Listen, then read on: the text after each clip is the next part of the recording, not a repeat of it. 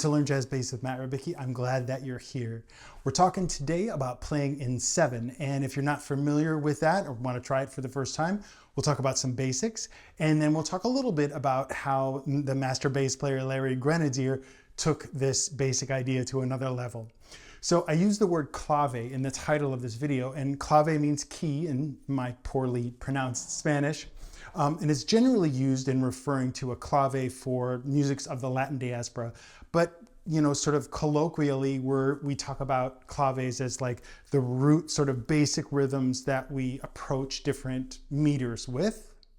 And so, you know, 4/4 would be 4 quarter notes. And in 3, we might have, you know, a dotted half note, so it's all 3 beats. We might have a half note and a quarter note. We might have dotted quarter notes.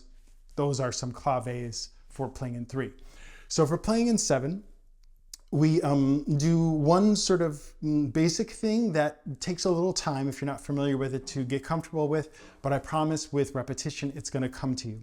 So let me sort of demonstrate first the sound of it, just percussively. So if the tempo is 1, 2, 3, 4, 5, 6, 7, 1, 2, 3, 4, 5, 6, 7, 1, 2, 3, 4, 1, 2, 3, 4, 5, and 6, and 7, 1, 3, 4, 2, 3, 4, 1, 2, 3, 4, 5, and 6, and 7, 1, 2, 3, 4.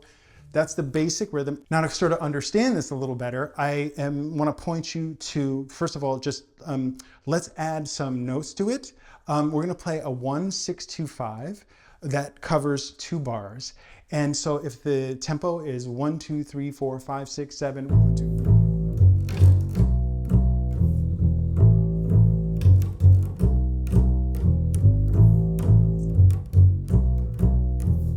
And you'll notice I'm doing this in A major, and there's a reason for that.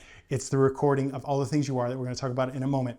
So we've added some notes to this basic 1, 2, 3, 4, 1 and 2 and 3, and 1, 2, 3, 4, 1 and 2 and 3, and 1, 2, 3, 4, 1 and 2 and 3, and 1, 3, 4, 1 and 2 and 3.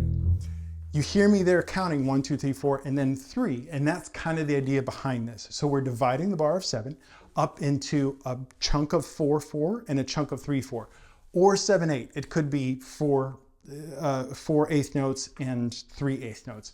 But generally, when we're thinking about it, we're sort of just dividing something into 4, something into 3, and so that that first part of the 4/4 is just half notes. Very common sound. And the part of the bar of 7/4 that is in 3, we're dividing that in half with dotted quarter notes. So 1, 2, 3, 4, 1 and 2 and 3, and 1, 2, 3, 4, 1 and 2 and 3, and 1, 2, 3, 4, 1 and 2 and 3, 1, 2, 3, 4, 1 and 2 and 3, and 1. Hopefully that's a little bit clear. If this dividing of 3 into even notes isn't immediately clear to you, look on the screen here. You see that basically we're tying, there are 6 8th notes in 3/4, 1 and 2 and 3 and. And so we are playing on the 1, we're holding it for and 2, and then we're playing on the and of 2. 1 and 2 and 3 and. And that evenly divides a bar of 3. Again, if you do it a little bit faster, it might hit your ears a little bit easy. When you do it really slow, you sort of lose the whole collection of the 2 segments of 4 and 3. So 1, 2, 3, 4, 3, 4, 1 and 2.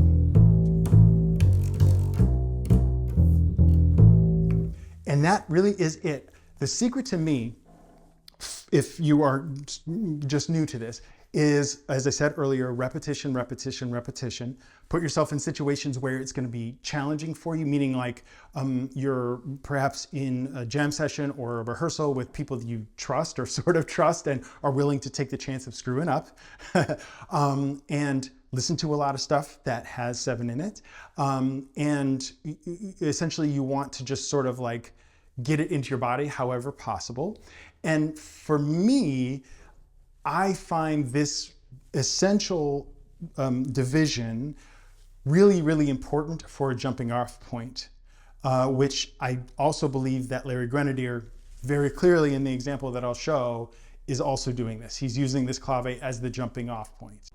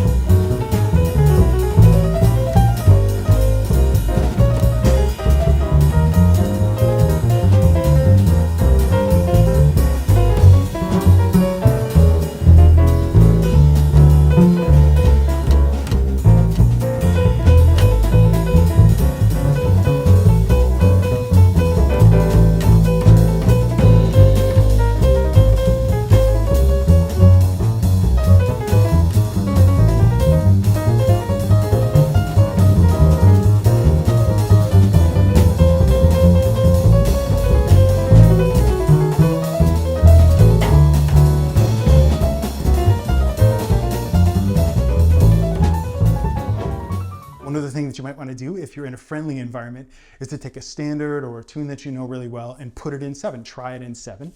One really, really nerdy example, but that really helps me to remember is to do giant steps in 7. I know it's so like overdone and corny, but it helps me remember how the feel goes. So, you know, normally, 1, 2,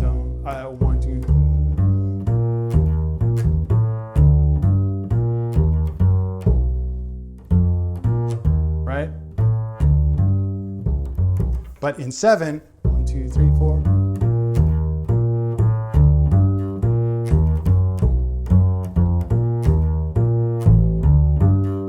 Ups. Again, it's just like I just had fun playing around with that, and so it stuck with me. So we're looking for opportunities to get it inside your body and inside your mind. So looking at this used in a specific example, I've done a transcription that is available to you, a PDF below, several choruses, not the full tune, of Larry Grenadier playing with Brad Mehldau, The Art of the Trio, Volume 4. This is a very famous version of All the Things You Are. And what they've done is compressed it into sort of, I have it written out in 7, right? But it's really like 4 and 3, very specifically because the harmonic rhythm is squeezed into 1 bar. So what would be 2 bars is now 1 bar. So the first bar of All the Things You Are, normally F minor, is now the first 4 beats, and then B flat minor 7 would be bar 2 in 4/4. In 7, it's the second half of the first bar. So that's how they change their harmonic rhythm. It's quite fast, and they put it up a half step. So it's in A major, which is why I was doing 1, 6, 2, 5 in A major. So there's a lot of fun things to deal with in this. But what surprised me when I was working on it was 2 things. One is that big sections of the tune, if you work on it, I'm saying what Larry Grenadier is playing, big sections of it is actually very approachable once you get this 7 clave in your hand, in your mind.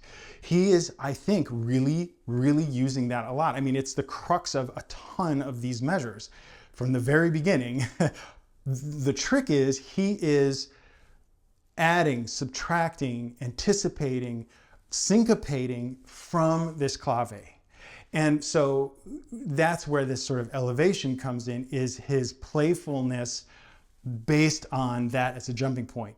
What also makes it tricky to work out is that Brad Mehldau and the drummer, I'm so sorry, I'll put it on the screen, I forgot who the drummer is on this, Jorge Rossi? No.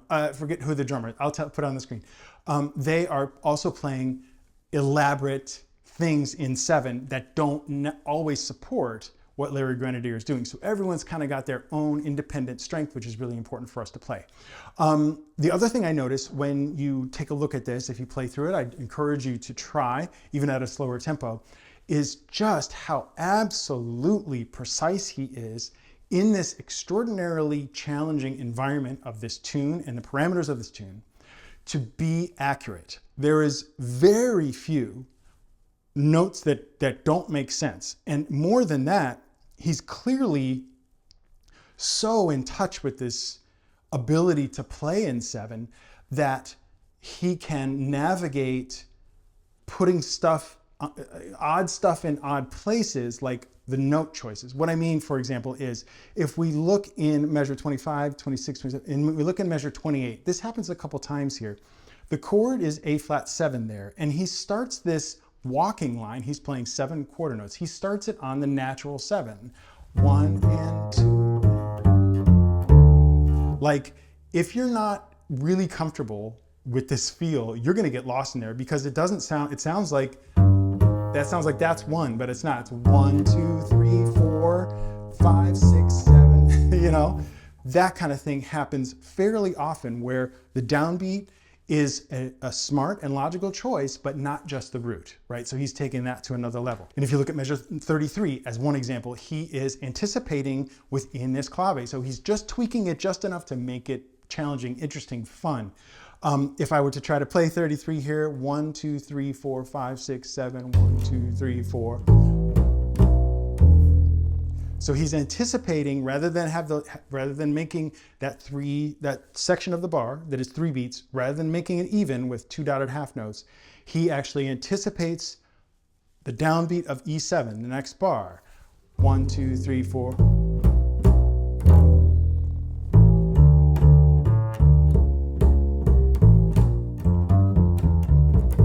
And there, I want to stop too at 38. This was a really, really weird moment in the recording, and it's hard to hear, which is why I have parentheses. I think the rhythm is right. I think he does not play beat, what would be beat 5. Yeah, I think he doesn't play that. The end of that bar is kind of neat because he plays the intro, the All Things You Are intro, just in his line. Those are the 3 notes. 6, 7, 1 to the next bar.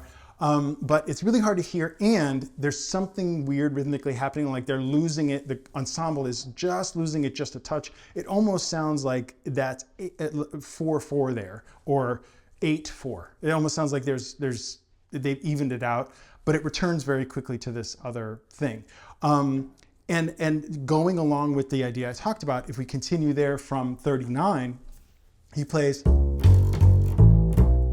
So the chord is F sharp minor, which is the first chord of this in this key. And he is starting on the 5, but plays the root twice, and then flat 3, going to B minor. So it's like, those are just chord tones, triad in fact. But the fact he would start on the 5, double the root there to make sure we hear what the tonality is, and then have an approach note going to the B is super, super clever. When he goes to this sort of walking, again, I use quote unquote because walking in 7 is a little bit weird, but it sounds very cool in this instance. When he goes to that, he is absolutely sticking with clever ideas that totally like work. If we go to letter K, measure 65, the chord is B flat minor 7 going to E flat 7, a 2/5 going to A flat major, 7. He plays on the B flat minor. So it's really kind of like, that sounds more like A flat major there, doesn't it? 2, 5, 1, it sounds like that. And then he's just going down G, F, E flat on E flat 7, just playing, very normal notes. Then in the next bar, just like before, he's starting the bar on the natural 7 of A flat major 7, G.